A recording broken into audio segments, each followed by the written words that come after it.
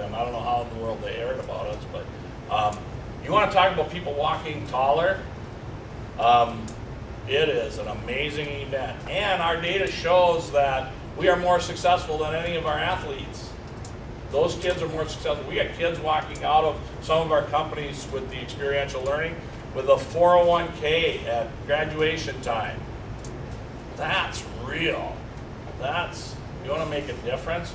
And when I talk about the data, and you guys were touching base on the college side of things, dig into it. I mean, what is it now, Della? 46% that roughly that don't go on to any type of certificate or 2-year school or whatever. So we're talking half our kids. You know, when I presented at the board 11 times to get the graduation requirements, that should ring home. About half of our kids are doing nothing when they leave.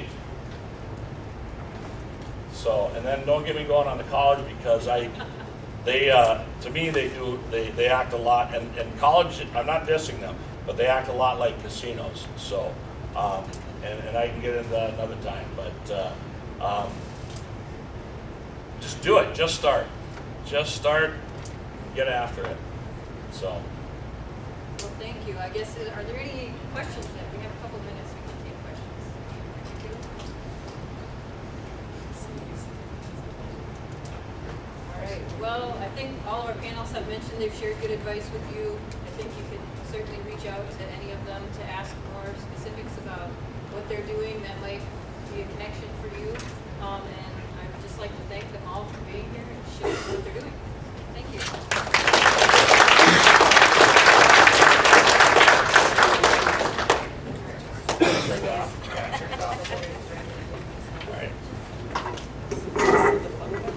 All right, so next we are going to invite up a panel from Mora High School, and they're going to share with you what they've done in a short amount of time. While they're getting assembled here, I would like to call your attention. You're going to find being passed out to you a survey for our event today, an attendee survey. So if we'd like to ask all of the adults to please complete the survey. We can't technically collect it from the students because we don't have permission and all that stuff. So all the adults, if you would please just complete the survey before you head out today.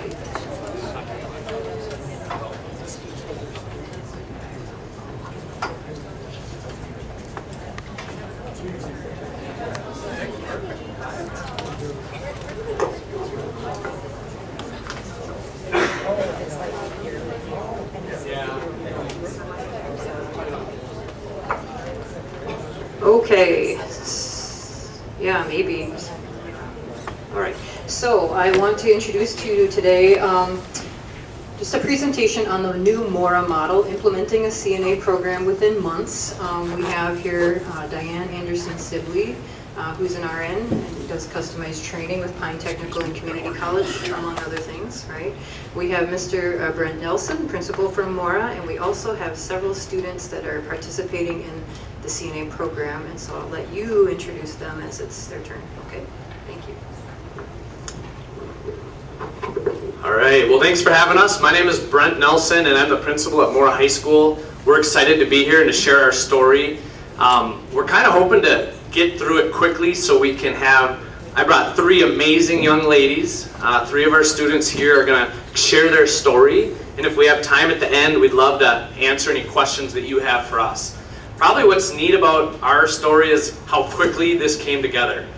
And Diane's going to chime in if I talk too much. About 3 years ago, my superintendent who's here, Mr. Craig Schultz, we talked about the need for a CNA course at Mora High School. And no matter what we looked into, all we found was roadblocks. When I say roadblocks, I mean things like, where are we going to have clinicals at? We need an approved setting. Who's going to teach this class? In our minds, we thought we could have a teacher do it. Well, that's not going to work. We thought maybe we could have our school nurse do it. Turns out that's not going to work. Who's going to pay for this? If we're going to use an instructor from somewhere else, we need to have the funds. Who's going to pay for all the equipment? There's a lot of equipment that we now have in a classroom, and we thought we'd have to cover that ourselves. Transportation. these students, if we're going to partner with Pine or some other college, how are we going to get them back and forth? So it felt like we were only met with roadblocks. Mr. Schultz and I both talked to Pine President Joe Mulford several times about this. We set up a meeting, and this meeting was this school year, this fall. So if you think about how quickly that came together, within just a few months, Joe Mulford introduced me to Diane, Kirsten Peck, you're here, right? These ladies, they're miracle workers. The things that they did, I can't, as a principal, I know we had some other principals here earlier, it feels daunting. Like we're gonna have to figure out all this stuff, and that's not the case. It's about building relationships with the right people. Once we had done that, everything fell into place. We were blessed because Diane here, all those roadblocks I talked about, they figured them out. I'm telling you, Moore's a small town. We only have one nursing home that's big enough to host these clinicals. And there was some red tape, and we weren't allowed to use them.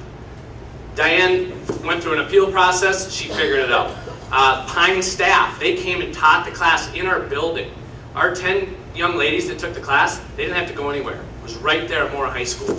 The transportation thing, we didn't have to worry about that. The equipment between St. Clair Living Community and Mora and Pine Technical and Community College, and ECMEC, this is how much Mora Schools paid for this class, okay?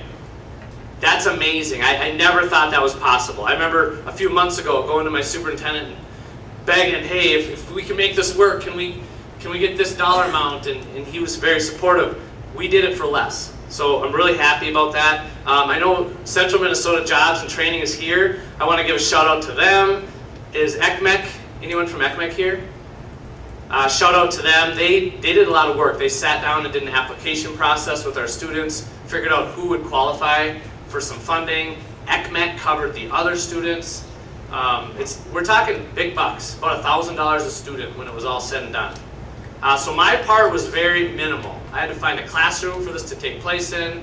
We had to select 10 students. That was a great experience for our students. We had about 20 interested, and they got to do an application process. They did an interview process. They dressed up. It was a great life experience for our students. My big takeaway is really, I'm going to echo what the Coley and what he mentioned earlier. Work smarter, not harder. It's about having relationships with the right people. Seeing that we're doing this today, that is what we need to be doing. That's what all schools and industry needs to be doing.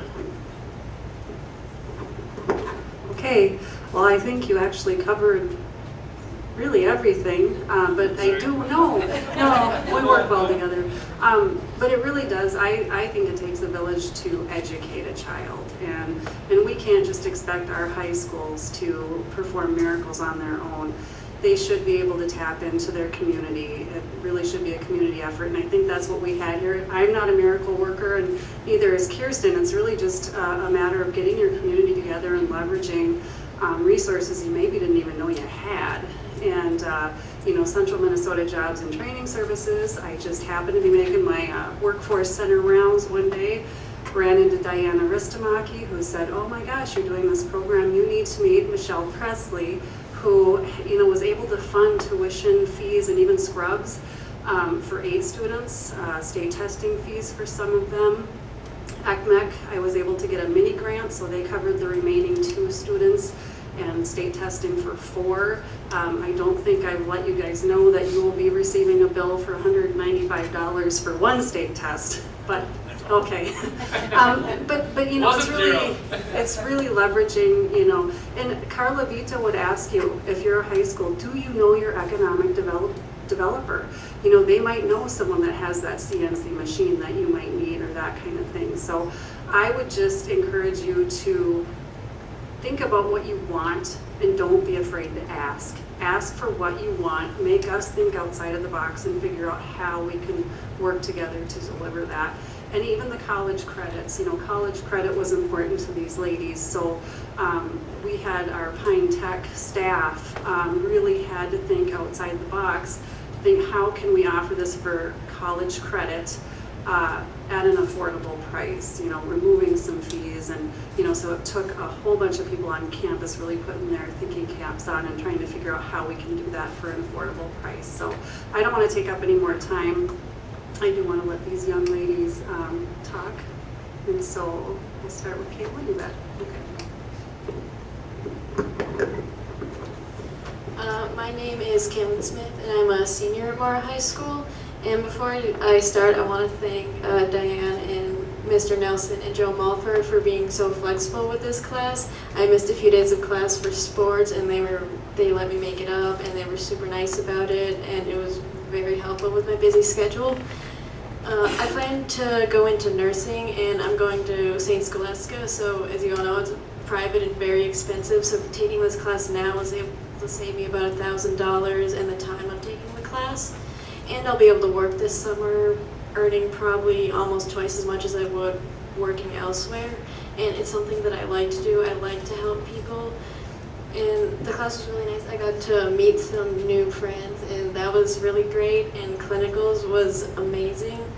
I got to learn more about what being a CNA nursing assistant is actually like. I really didn't know before I took the class. I just knew I wanted to be one because you make a lot of money, but I found out that I actually like it. And yeah, that's about it. I'll pass it to Jada. I'm Jada Williams, and I am a senior at Mora High School.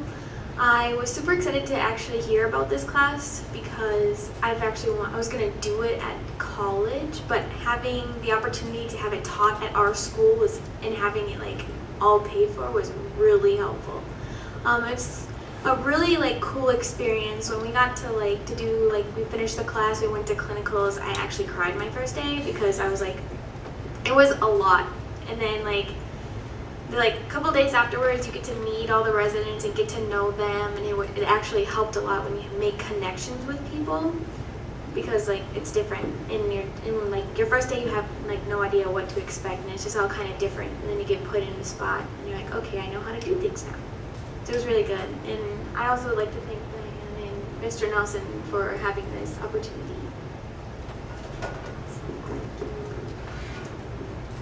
Hi there, I'm Adeline Ness, and I'm a senior at Moore High School as well. The reason I signed up for this class was a little bit different than Kaylin and Jada at first. I wasn't necessarily completely interested. I was like, oh, I can make more money working at a nursing home, because I recently work at St. Clair Living Community of Mora as a wellness coach, making around $10, and so I was like, oh, I'll get a $5 increase. And then I started taking the course, and the more I was working with the elderly in clinicals, and then I was working with Diane and Carlene and Marcy, and about how passionate they are about nursing, it just made me fall in love with nursing. And so I was originally planning on being a biology major for a dentist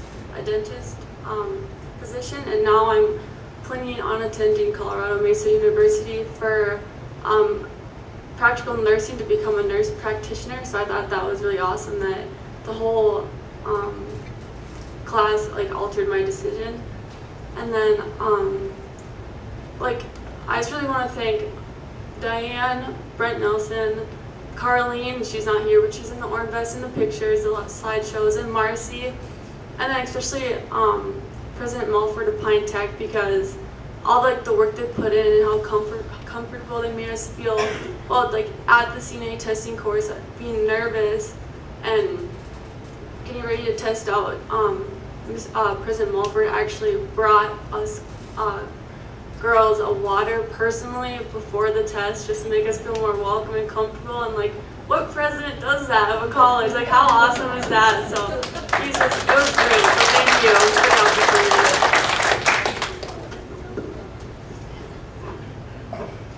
I have one more thing to add. So before I took this class and did clinicals at the nursing home, I knew I wanted to go into nursing, but I wasn't sure if I wanted to go into OB or anything like that. And this might sound bad, but I know that I don't want to go into geriatrics now. So that's one less thing that I have to think about after college.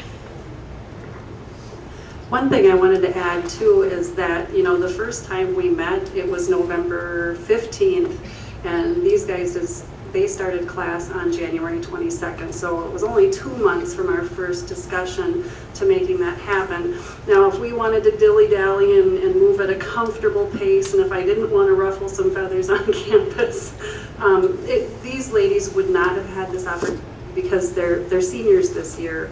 And if we would have, took our time and moved at that comfortable pace, they would have missed out on this opportunity. So. Oh, I just want to share one story. I just saw a picture here. Oh, there it is. You don't really realize you're balding until you see a picture of your head from up above. That's interesting for me to see.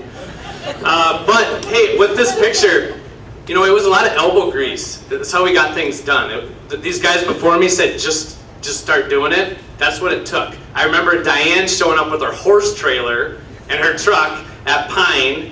I showed up with 3 strong wrestlers from our high school, and we loaded up 4 hospital beds into trailers and hauled them to Moore High School. I mean, Just do it. we just got to get it done. How about, are there any questions for our students? I think I would love, or questions for any of us. Well, I'm just interested that I didn't see any young men in there. I mean, is it kind of like a lot of guys go towards mechanics and women go towards steering? Or what do you think the reasoning for that is?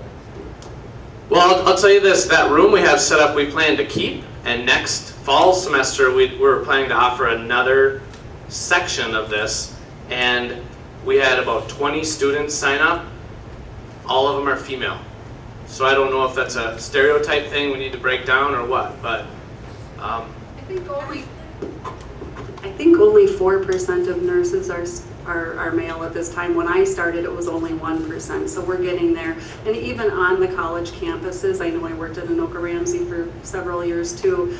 In any given classroom of 20 people, you might have one guy in there sometimes too, and you always feel sorry for the one guy with the 19 girls, but they make it work.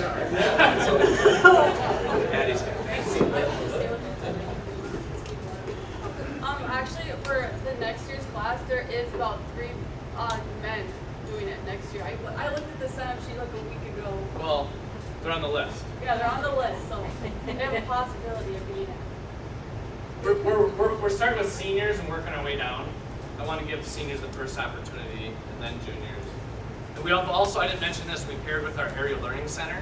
So our goal originally was to get about half ALC students, half more mainstream high school students. And we got pretty close to that.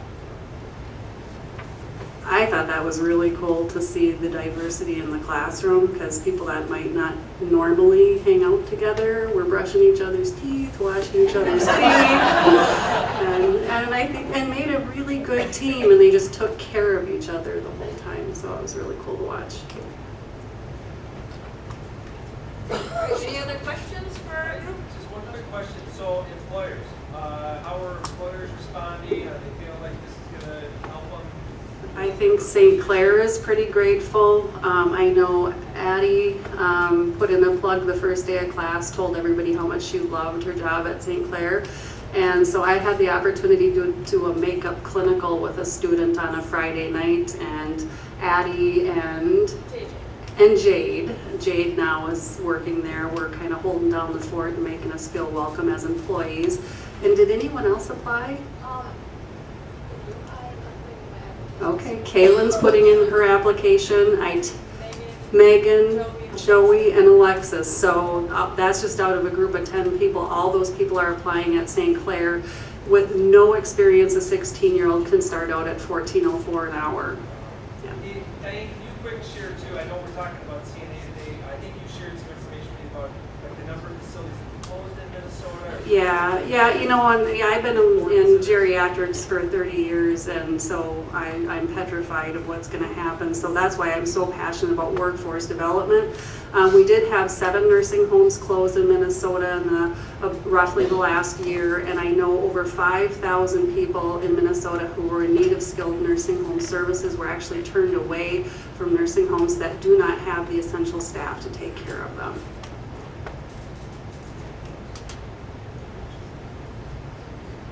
Can I ask you 3 to share one highlight from your experience?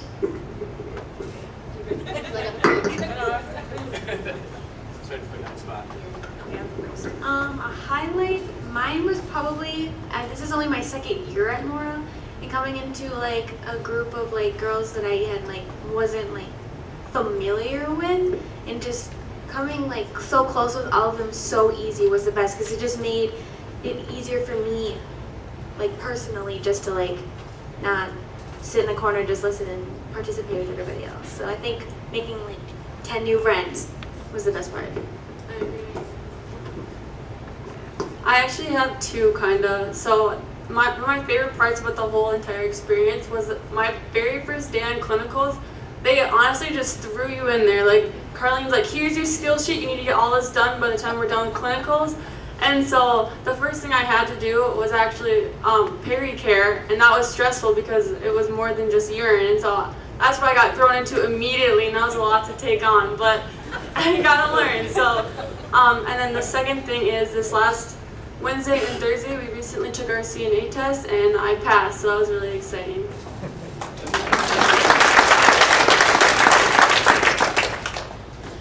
One thing for me, a lot of times when you take a class in high school or even college, like you take the class and you pass and then you forget what you learned like a month later. But I actually learned a lot in this class, and what Addie said with the peri-care, once you go in there, you don't know if you're going to be able to handle it, but I found out that I can handle it, and that was really great. And I took the test with Addie and I also passed, so it was a really great experience.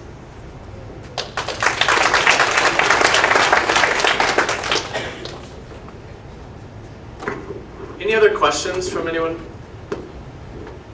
Yes. Was it challenging for you students to just jump on to this in your schedule? I mean, it just came up so quickly. Like, could you speak to that?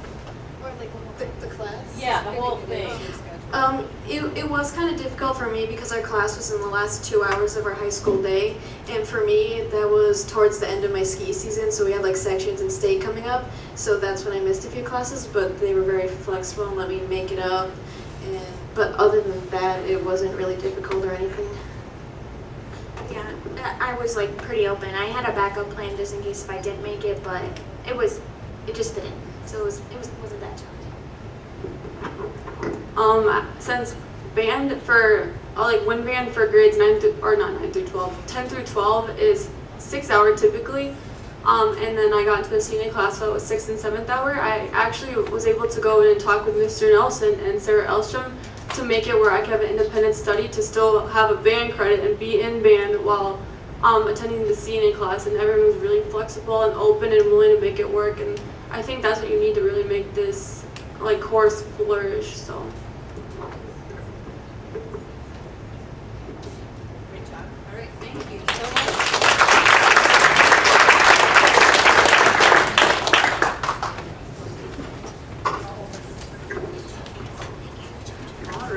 All right, we are getting close to being time to wrap up, but I have one or two more things to share with you.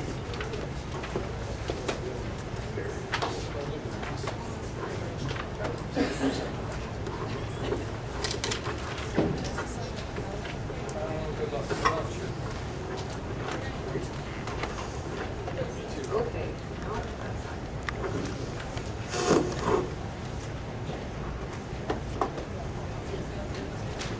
Okie dokie. We'll see if I can make this work. So,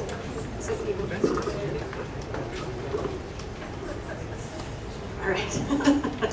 Something that we have to share with you here before the end is really exciting for all of us. I mentioned in the introduction about starting out about a year ago with the innovative approaches to career readiness.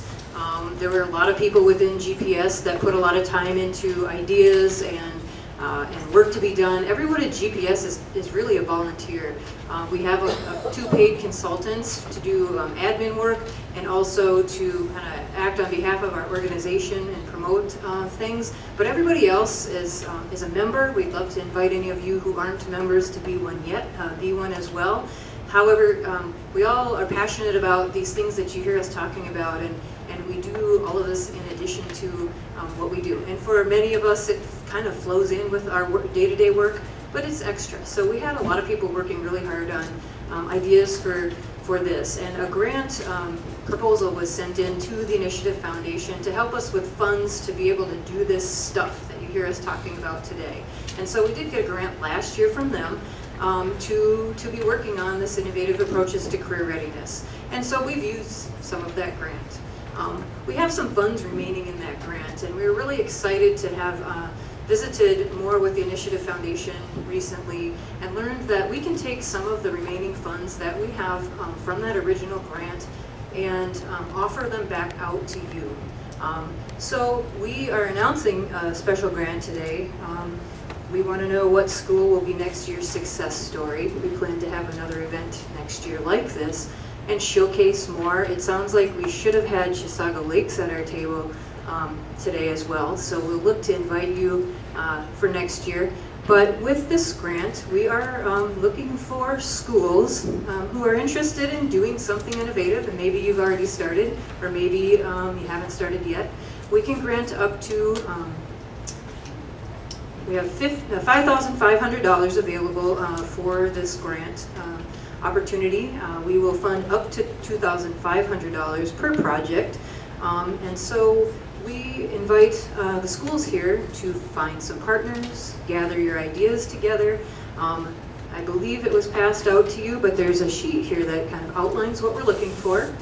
And then on the back, it gives you grant application instructions. We wanted to keep it pretty simple, but we would really like to hear from local schools who would like to partner with local businesses, community organizations to provide innovative opportunities for students to enhance their options with career exploration and career readiness prior to graduation. And so with that, I just really encourage you all to think, what are your ideas?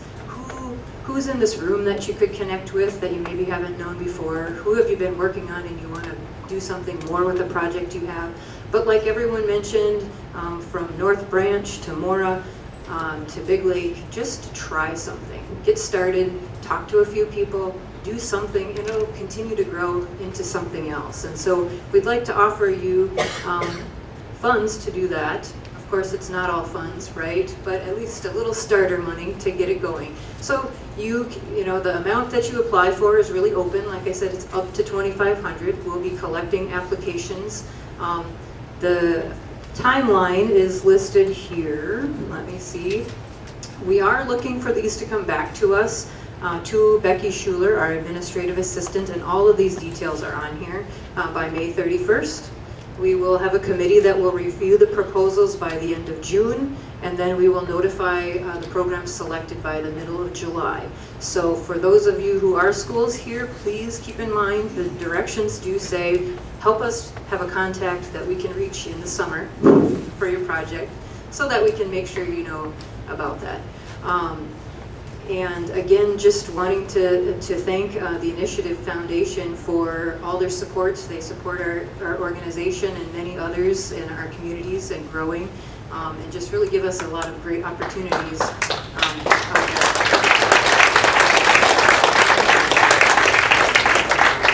A few last things. I do want to thank once again the North Branch High School and students for providing us with their treats and goodies complimentary to us, and for sharing their information about their program. Also for all the Mora students for coming. Thanks for coming and being in an environment with a bunch of adults. And it's nice when we all get together to talk about cool stuff and things we can do to make our communities a better place, but it's so much more interesting and valuable when we can hear from students about what really matters to you. And so thanks for coming and doing that. I want to point out to you that on the back of your agenda are all the contact people for the speakers, for the panelists, and that type of thing, so you can follow up. I think we will also provide some information out through email for those who had registered, you know, extra stuff left over, electronic copies of presentations and things like that. So we'll send some things out. Also, if you please would turn in your survey, that would be awesome. I'm going to ask, is there anything else I forgot to say besides the trees? I have that coming. Anything else that I forgot besides introducing myself, by the way? There's a bunch of treats back here. Grab a plate. You got a secretary or somebody back there. I told you, I sneezed on them. They're mine. That's pretty savvy, Carla. Pretty savvy. No, she So if you could also, in addition to turning in your survey, if you could turn in your name badges, we have kind of a group of folks there that's ready to collect them from you if you don't turn them in yourself. But here's what I want to tell you about the trees. So we have, as a token of our appreciation for all of you coming out today, we invite you to take one of these pine trees with you as a parting gift. We ask that you consider planting it as a symbol of GPS's goal to grow innovation. So we want to grow our young people, we want to grow our workforce, we want to grow our businesses, grow our communities, and we want to grow and strengthen our region through all of you. So thank you very much for coming, and have a great day.